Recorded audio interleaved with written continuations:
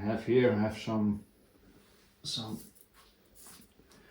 take a look at that. That's, I think it's bird hopwood on exactly the same model.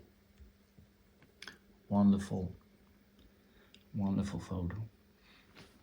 I've got some spare parts already. This is the toolbox.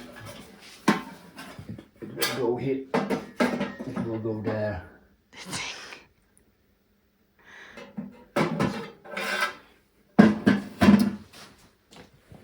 Here you have the primary chain case.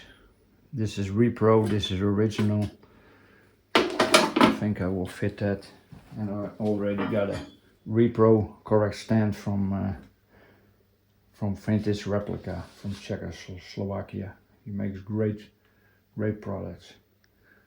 So I can probably, I will change that in the near future. Overall, it looks to be in very good condition. There are a few non-original parts, but